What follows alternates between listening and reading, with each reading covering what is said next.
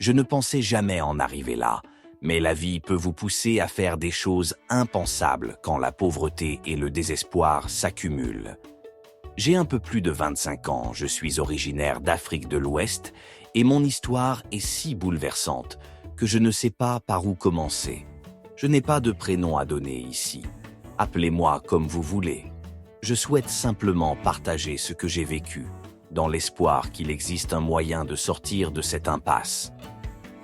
D'abord, j'ai grandi dans une extrême pauvreté. Ma mère et moi habitions un petit village, coincé entre des rizières et des broussailles. Mon père est parti quand j'étais enfant. Je ne l'ai jamais vraiment connu. On me dit qu'il était un homme instable, qu'il voyageait de ville en ville, courant après de petits métiers.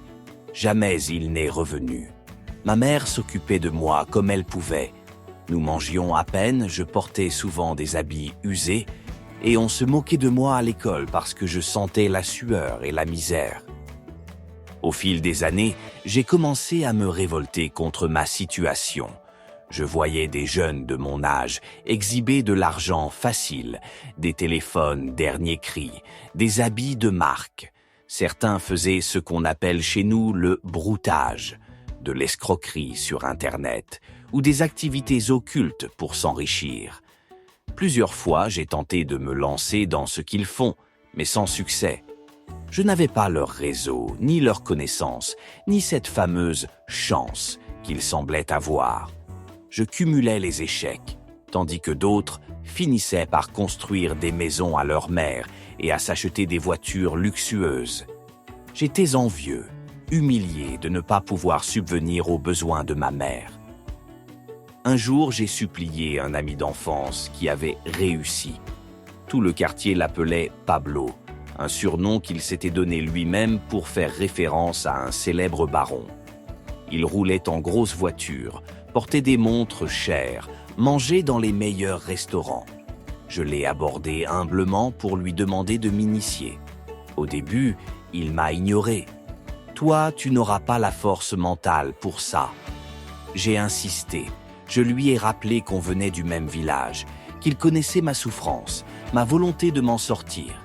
Finalement, il a accepté. « Tu es sûr ? Car tu vas trop loin pour revenir en arrière. » J'ai dit oui, le cœur battant. Il m'a alors expliqué que l'arnaque informatique, broutage, n'était plus suffisante à ses yeux, que la concurrence était rude, qu'il fallait un appui spirituel pour faire de gros coups. Il connaissait un baba, un marabout, capable de donner une puissance occulte pour attirer la richesse. Je n'y croyais pas vraiment, mais j'étais prêt à tout. Il m'a averti. Le chemin est dangereux. Il y a des sacrifices bizarres, des conditions. Es-tu sûr de vouloir continuer ? J'ai confirmé, poussé par la pauvreté. Nous sommes partis de la ville avant l'aube. Nous avons voyagé des heures jusqu'à une forêt dense.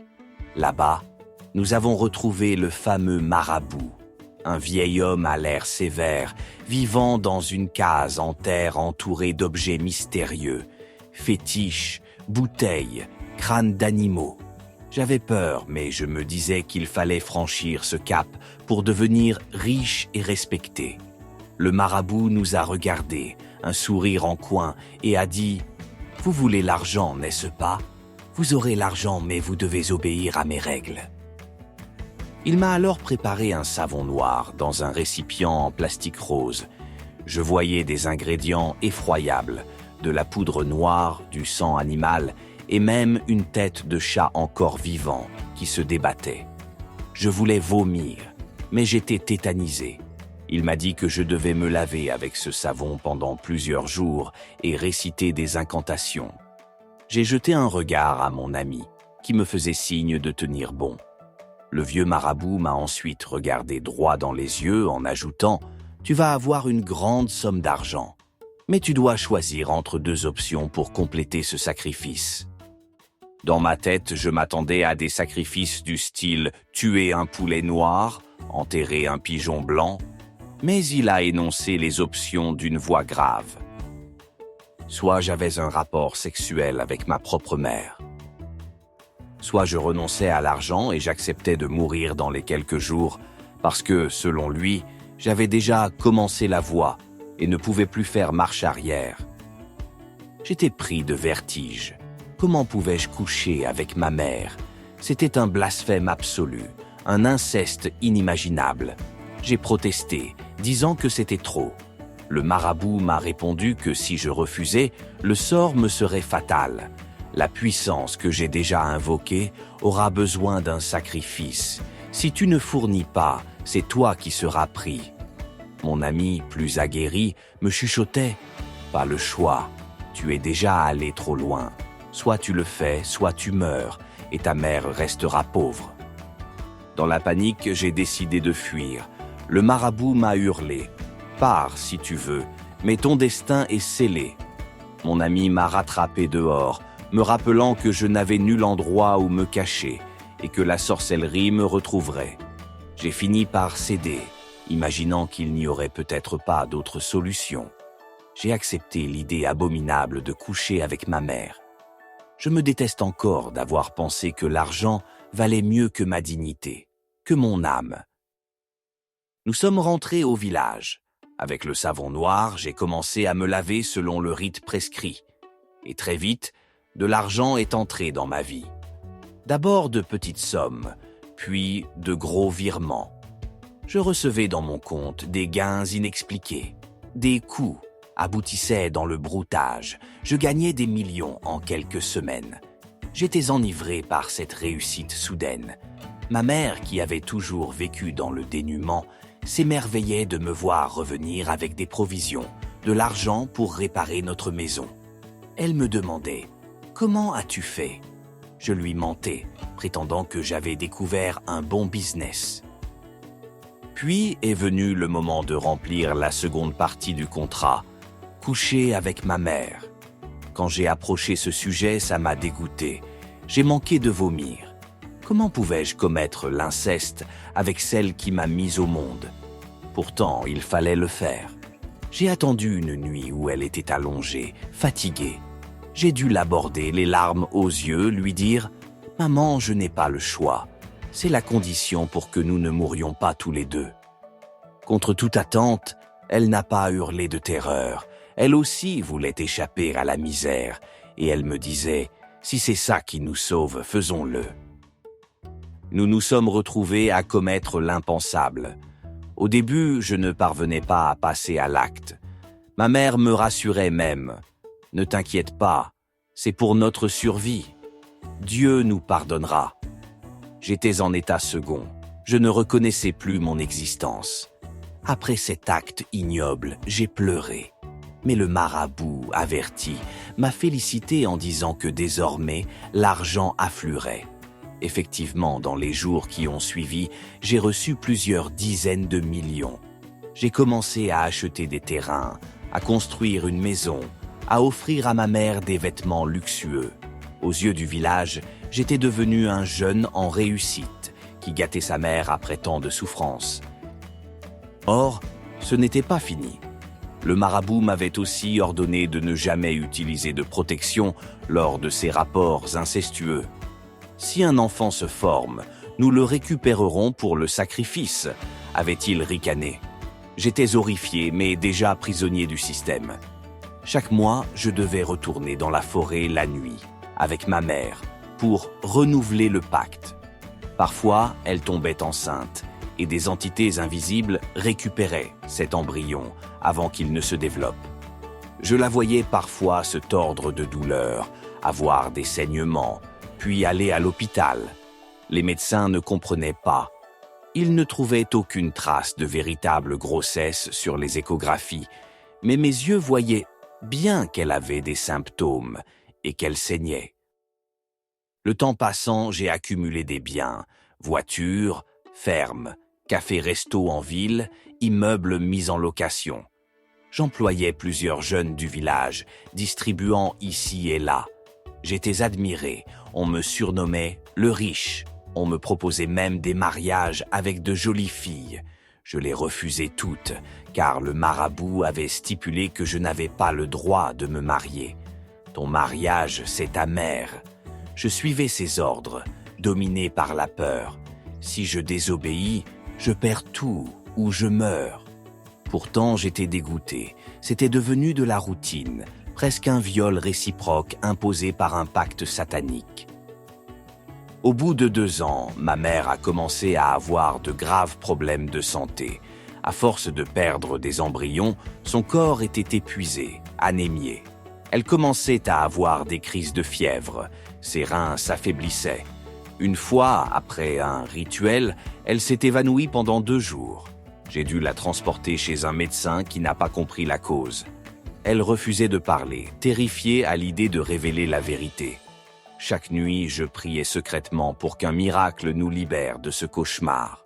Le marabout, lui, n'en avait cure, répétant « L'argent est là, alors quoi ?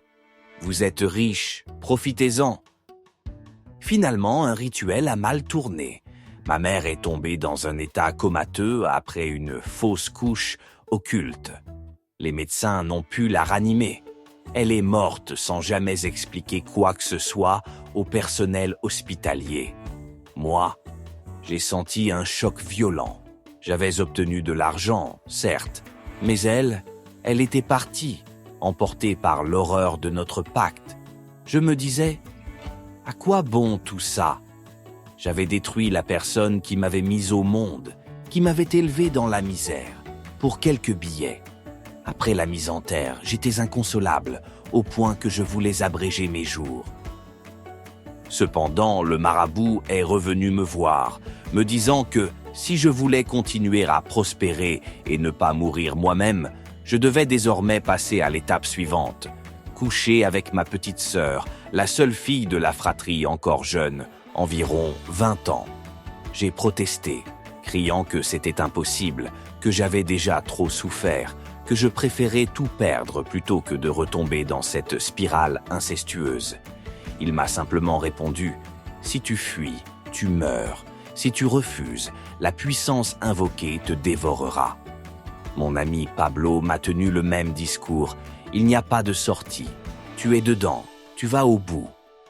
À ce stade, j'étais dépassé. Je m'enfermais dans ma luxueuse maison sans savoir quoi faire. Les gens du village ne comprenaient pas pourquoi je ne célèbre plus mes réussites, pourquoi je ne me marie pas, pourquoi je deviens paranoïaque. Je craignais qu'on me tue, qu'on me dénonce, ou que les esprits du marabout me poursuivent si je manquais un seul rituel. J'avais de plus en plus de cauchemars où ma mère m'apparaissait, me reprochant de l'avoir précipitée dans la mort.